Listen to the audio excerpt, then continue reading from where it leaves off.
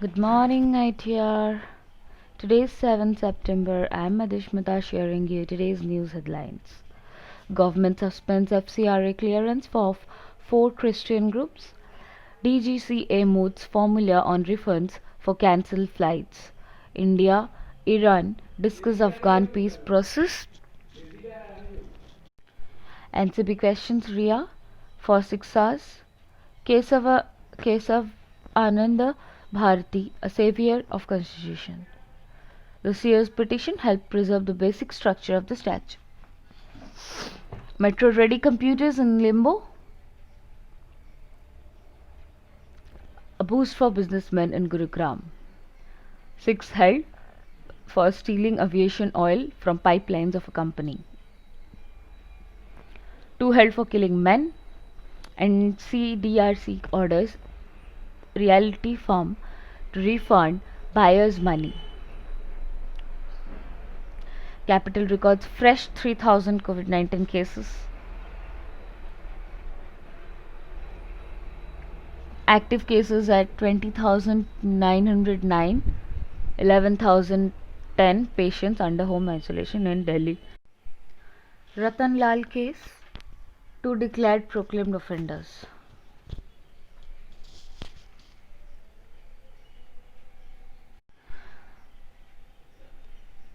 Chief Minister launches anti-dengue drive, seeks participation of residents in Delhi. COVID-19 constable ends life in hospital, third such case in a month at the designated virus facility in UP's Moradabad. Congress BJP lock horns over COVID-19 situation in Pune.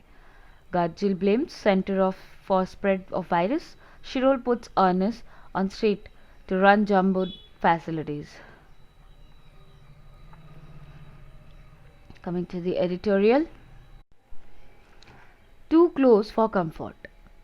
India and China must lose no time in finding a diplomatic solution to their border disputes.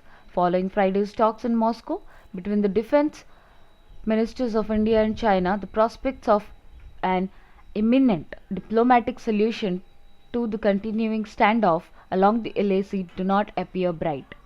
The statements issued by the two sides have underlined the sharp differences in how New Delhi and Beijing have continued to view the unprecedented developments along the border since May, when China deployed troops in large numbers and sought to unilaterally redrew the LAC in several areas. Defense Minister Rajnath Singh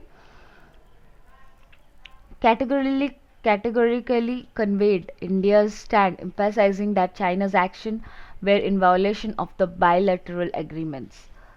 He also expressed hope that both sides would be able to resolve the ongoing situation peacefully through dialogue. His Chinese counterpart, General Wei Fenghe, appeared to only reiterate the stand conveyed by China in recent statements, that it had no blame to bear for this summer's development. He said the responsibility lies entirely with the Indian side, while China kept maximum restraint to prevent potential escalation. He called on India to immediately withdraw its troops. He did also add that both sides should stay committed to resolving the issue through dialogue and consultation and make joint efforts to meet each other halfway. As External Affairs Minister S. Jaishankar said last week, diplomacy is the only way out of the crisis, and that can only happen if both sides understand that it is in each of their best interests if the events of this summer are not repeated. The problem so far has been a stark mismatch between China's statements and the actions of its troops. Its consistent labeling of India as the aggressor this summer contradicts the reality that India has since May ceded about 1,000 square kilometers in Ladakh to Chinese control. If China's diplomats have spoken repeatedly of the need to keep in mind the big picture of bilateral ties, the actions of its military on the ground have suggested an intent that is precisely the opposite, emphasizing achieving tactical gains at the border over the broader strategic relationship. Until that calculus changes, India will have to be prepared to be tested along the border and to stand its ground over the long haul. India has signaled its intent to do so with the latest developments on August 29 in Chushul. If the statements following the Moscow meet did not exactly inspire confidence, both sides will have the chance to reassess the situation when Mr. Jaishankar will likely to meet his counterpart Wang Yi at a meeting of SCO foreign ministers on September 10. Military talks can occasionally help to avert a flare up, but the two neighbors need to work toward a diplomatic solution to ensure undisturbed peace and quiet along the border. Courts drift and chinks in the judiciary armor. An opaque master of the roster system and a certain kind of judge are sufficient to destroy judicial independence.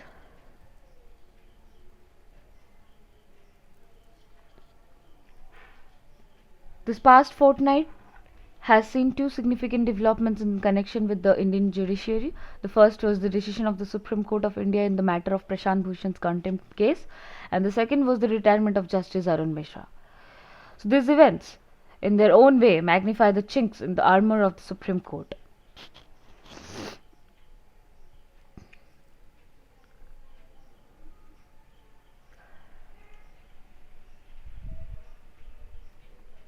There is enough evidence that the master of the roster system does not work anymore. What we need today is legal certainty and a rules-based mechanism for allocation of cases. The European Court of Justice and the European Court of Human Rights, among many other jurisdictions, where cases are decided not by full courts but by benches. This rule can be that cases are allocated randomly, but any kind of rule can be implemented only if the judges themselves take a stand and decide. There should be agreement that no discretion can be allowed, for that is the root cause of so many of our troubles. A case allocation system that is neutral and rules based will prevent bench backing and demonstrate neutrality, impartiality and transparency. All this in return ensures that courts are protected from outside interference, improves public confidence in the impartiality and independence of the judiciary, assures litigants of the equality and fairness, and protects basic rights and freedoms by not compromising on them.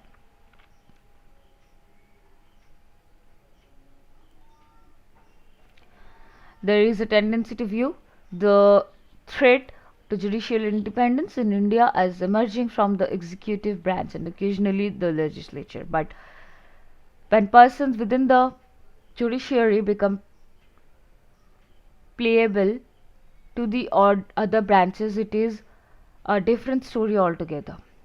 So today we have a situation which was foreseen many decades ago by CGI Y.V. Chandrachud, when in 1985 he observed there is greater threat to the independence of the judiciary from within than without. At the summarizing in the world of the sort offered in the Bhushan judgment will be of no consequence without any real changes in the way things work. And indeed, it is important to note the justice that Arun Mishra retirement is not likely to impact the situation. He was anyway merely a manifestation of the deeper malaise in the system.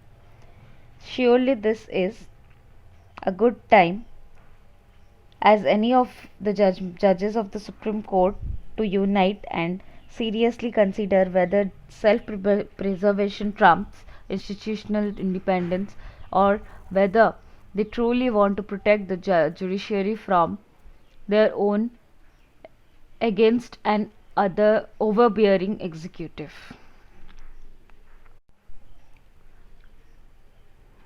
Policy lessons in Tamil Nadu's language formula. C.N. Annadurai's argument was that the official language should be equidistant to all in a multilingual society.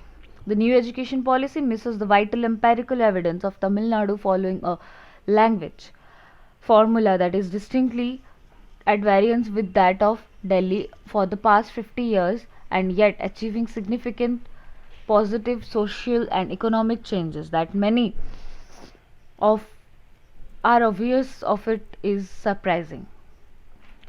Annadurai's vision, it was the decision of C.N. Annadurai who realized that Dravidian movement's dream of achieving governmental power that beyond the Tamil and English, no other language would be taught in schools of Tamil Nadu, either as a language of medium of instruction. The far-sightedness of this decision can be better appreciated if one goes through the language policy adopted by various developed countries. Most countries follow a one language formula for teaching children in primary classes. On reaching middle school, they are given a chance to learn one more language, mostly English. As there is no imposition through schools, voluntary learning of the other languages is widely prevalent in these countries. But be it students of literature, sociology, or people involved in international trade, their knowledge of or six languages is quite normal. In Singapore, all countries face with the enormous challenge posed by the new century invariably give preference to the English language after their mother tongue. Japan and Singapore can be cited as two countries which handle language policy as a strategic tool to achieve socio-economic development. Singapore's success in this area is phenomenal and closely comparable to the situation in India. It was the mission of Lee Kuan Yew, the architect of modern Singapore, giving equal status to English and the mother tongue as a prerequisite not only to work closely with the international community but also to bring in big ticket changes. In many ways, this can be compared to an Annadurai's mission. Though comparable to Singapore in farsightedness in the forefront as far as India is concerned, in the present scenario, Tamil Nadu's education standards are not comparable to Singapore's in terms of outcomes. Other students suffer a serious handicap while dealing with English and Tamil languages, and they do not have command over either. Yet this is not the failure of the two language formula but its implementation and the present Indian education course system. Even teaching in the mother tongue or teaching of the two languages is filled with challenges. Does India take into account the challenges in teaching three languages? If India is really interested in the new education policy capable of creating a new generation, Delhi can acquire this vision only by studying the educational ecosystem throughout the world and comparing it with the strengths and weakness of Tamil Nadu's. Working towards the possibility of implementing the two language formula successfully throughout India would throw light not only on India's education policy but also on its official language policy. Coming to the world news, Hong Kong police swoop on protesters. On one date, 7 injured in multiple UK stabbings. Germany threatens Russia with sanctions. Assange to fight against US extradition bid. Hezbollah Hamas chief meet to discuss Israel-Arab ties. Cohen memoir casts him as star witness against Trump. UK not scared of a no-deal Brexit. Man shoots and kills journalist wife in Pakistan. Amazon bans sale of imported seeds in US.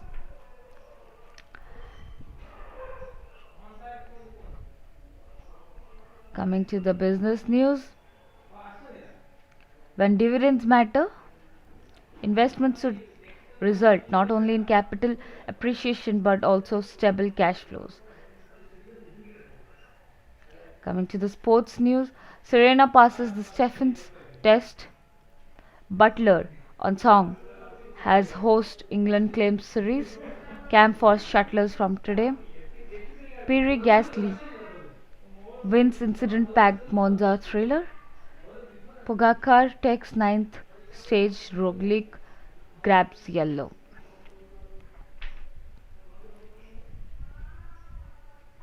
Thank you.